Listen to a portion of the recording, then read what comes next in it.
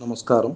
வானவியல் ஆன்மீகம் கேட்குற எல்லோருக்கும் என்னோட முதல் நமஸ்காரம். நம்ம போன இதில் இந்த கிரகங்களோட காரகத்துவம், அதோட வேலைகள் இதெல்லாம் கொஞ்சம் கவனிச்சோம். அதாவது இந்த 9 கிரகங்கள் அப்படிதான் இந்த 12 வீட்டை வந்து ஆதிக்கம் பண்ணுது. மேஷம் முதல் மீனம் வரைக்கும் இருக்கக்கூடிய 12 வீட்டை வந்து ஆதிக்கம் பண்ணுது. அதே மாதிரி சூரியன்லேருந்து கேது வரைக்கும் இருக்கக்கூடிய 9 கிரகங்கள். இதுதான் இந்த 12 வீட்டை வந்து ஆதிக்கம் பண்ணுது. ஆதிக்கம் பண்றப்போ இது எப்படி நமக்கு உபயோகப்படும் அப்படின்னு கேட்டிங்கன்னா, ஒவ்வொரு கிரகங்களுக்கும் ஒவ்வொரு விதமான காரகத்துவம் அப்படின்றது உண்டு. பொதுவா 9 கிரகங்கள வச்சு தான் ஒருத்தரோட எதிர்காலத்தையே கணக்கிட போறோம். அதுதான் நமக்கு வந்து நம்ம ஜோதிடம் அப்படின்னு சொல்ற விஷயத்துக்கு உண்டான முக்கிய காரணகர்த்தம். இந்த 9 கிரகங்கள வச்சு தான் ஒருத்தரோட எதிர்காலம் வந்து நம்ம தீர்மானிக்கிறோம். இதுல முதல் கிரகம் அப்படின்றது பார்த்தீங்கன்னா சூரியன். அவருக்கு ஆத்மகாரகன்னு தான் பேரு.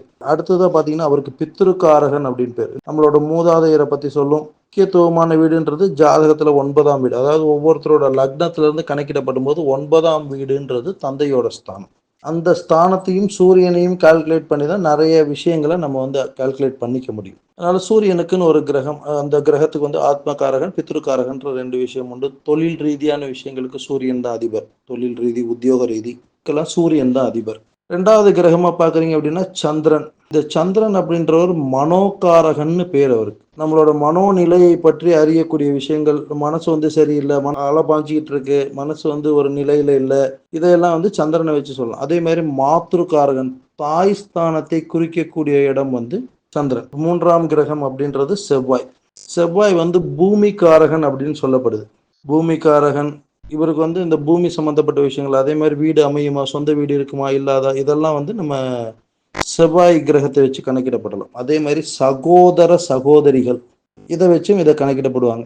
நமக்கு ஒத்துமையா இருப்போமா, இல்ல ஒரு குழந்தை பிறகுது அடுத்து வாரிசு இல்லை அப்படின்றப்போ அவங்களுக்கு சகோதரத்துவம் வந்து இந்த செவ்வாயை வச்சு கால்குலேட் பண்ணப்படும். அடுத்த குழந்தை இருக்குதா இல்லையான்றதையெல்லாம் வச்சு இதுல இருந்து கால்குலேட் பண்ணுவாங்க. அதே மாதிரி 4வது கிரகம் அப்படின்னாக்க புதன். புதன் பொதுவாகவே பார்த்தீங்கன்னா புதன் அப்படின்னாலே கல்விக்காரகன்னு அர்த்தம். கல்வின்ற ஒரு விஷயத்த மட்டுமே இதுல கால்குலேஷன் பண்ண முடியாது. நம்மளோட புத்தி, கிடைக்கக்கூடிய ஞானம் இதெல்லாம் சரியா இருக்கணும். தாய் மாமன் உறவு குறிப்பா சொல்றீங்க அப்படின்னா இந்த ரோஹிணி நட்சத்திரத்துல பிறந்தவங்க எல்லாமே முதல்ல கேட்கக்கூடிய கொஸ்டின் அதுதான்.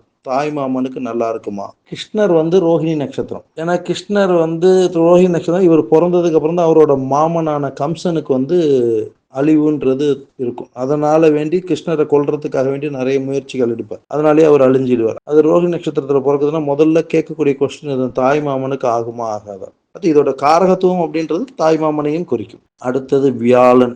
இந்த கிரகம் வந்து அப்படின்னு பார்த்தீங்கன்னா வம்ச விருத்தியை குறிக்கக்கூடிய கிரகம். அறிவுத்தன்மையை கூர்மைப்படுத்துறது. அதே மாதிரி இந்த குரு பலன்னு சொல்லுவோம். விவாகத்துக்கு வேண்டி குரு பலன்னு சொல்லுவோம். ஒருத்தன் மேதையா வாழணும், நல்லா வாழணும் அப்படின்னாக்க இந்த குருவோட பலம் வந்து ஜாஸ்தி வேணும். அது நல்ல பலமா ஒருத்தரோட ஜாதகத்துல இருக்குன்னா அவங்க ஓரளவுக்கு நல்லபடியாவே இருப்பாங்க. பாக்கியம் எல்லாமே அதுல நமக்கு நடக்கும். அதே மாதிரி பூர்வ புண்ணிய ஸ்தானம் அப்படின்ற அந்த 5ஆம் இடத்தை குறிப்பாங்க. குரு பலம் பெற்றிருந்தாதான் இதெல்லாம் நமக்கு நடக்கும். புத்திர பாக்கியமாகட்டும், கல்வியோட அறிவு, நம்ம ராஜபோக வாழ்க்கை, இதெல்லாம் வந்து நமக்கு குருவால கிடைக்கிறது. அடுத்தது சுக்கிரன். இவரோட வேலை என்ன அப்படின்னு கேட்டீங்கன்னா நமக்கு சரியான வாழ்க்கை துணையை கொடுக்கறது தான். அவங்க எப்படி இருப்பாங்க, என்ன ஏது எல்லாத்தையும் பத்தி இதுல சுக்கிரனை வச்சு சொல்லிடலாம். அவங்களோட ஜாதகத்துல இருக்கிறத வச்சு பலமா இருக்குதா, பலகீனமா இருக்குதா.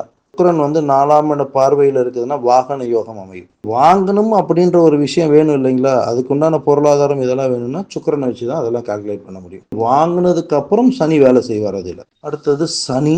இந்த கிரகம் வருது அப்படின்னாலே எல்லாருக்கும் பயம். ஆனா சனி மாதிரி ஒரு நல்ல கிரகம் கிடையவே கிடையாது. மற்ற இந்த 9 கிரகங்கள்ல 8 கிரகங்களை எடுத்துக்கோங்க, அந்த அளவுக்கு பலன் கிடைக்காது.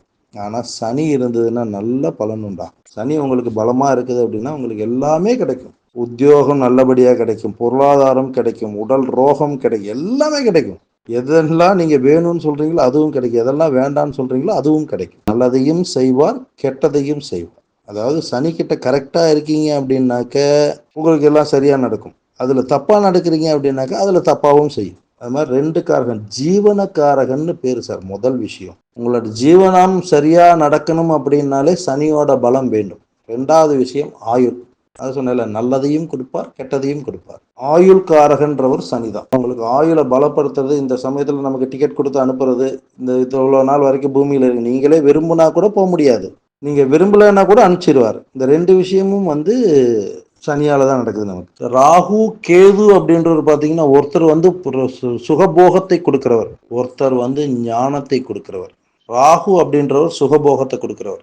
பொருளாதார வளர்ச்சி திடீர்னு யோகம் வருது அப்படின்னா சுக்கிர திசையினால இல்லை, ராகுவோட பலத்தால, ராகுவோட அனுகிரகத்தால வரும். ராகு வந்து எப்படின்னு கேட்டீங்கன்னா, உங்களுக்கு நல்லதை கொடுத்துருவார், கேது பின்னாடியே கெட்டதையும் செஞ்சிருவார். நல்ல வழியில வந்த பொருளானால் நல்ல வழியில் உங்களுக்கு செலவாகும், கெட்ட வழியில் வந்த பொருளானால் கண்டிப்பாக கெட்ட வழியில் தான் செலவாகும். அது நல்ல வழியில கண்டிப்பா செலவாகாது.